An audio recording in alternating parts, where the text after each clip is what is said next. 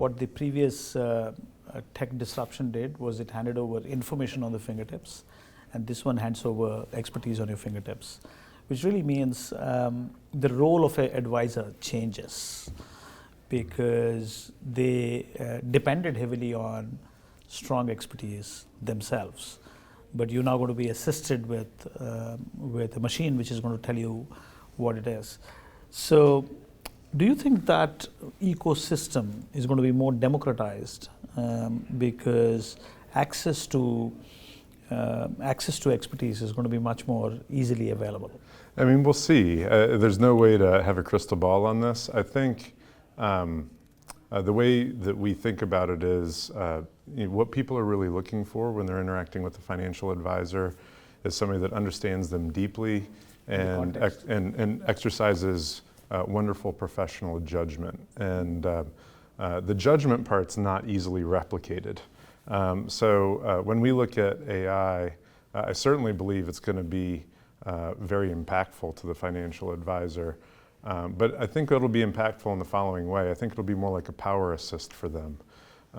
There's a lot in this industry that has a lot of operational load to it, a lot of paperwork, a lot of compliance responsibilities, and you have to take those very, very seriously as a financial advisor. It takes a lot of time. It takes a lot of time. And so when you talk to financial advisors, really what they're asking for is, give me some tool, give me some capability that allows me to get time back. And so do you think they will become more intimate with their customers because they're actually going to really spend more time with them versus all the stuff they do around it? Yeah, I think that's exactly what's going to happen. I think they're going to use AI for sure to help with all of those time-saving type tasks. There are probably some things where the AI will generate ideas for them so that they can take care of their clients a little bit better. But really the power of it is going to be personalization at scale, where they can spend more time, more touch points, more relevant touch points, more personalization, because they've harvested a lot of time in their day leveraging the power of these assistants that we can provide for them.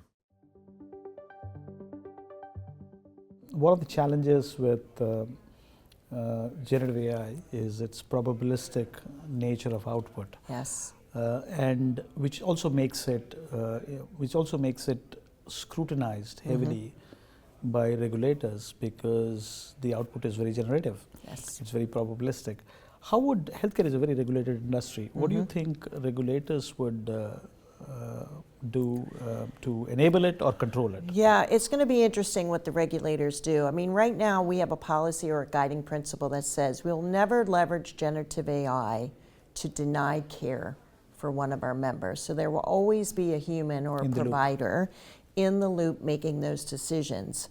And we've actually proven out the technology that if you look at recommendation of procedures, recommendation of prescriptions, that with a Gen AI tool, it has 98% accuracy. It surpasses the accuracy of the humans and the provider. So imagine a opportunity, we call it shared decision making. You come into the doctor's office and the doctor says, well, I recommend the following prescriptions and I recommend this course of care.